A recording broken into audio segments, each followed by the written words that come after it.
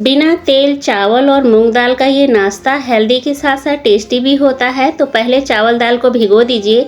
उसके बाद अदरक और हरी मिर्च डाल के इसका फाइन पेस्ट बना लीजिए। 3 से 4 मिनट तक फेंट लीजिए।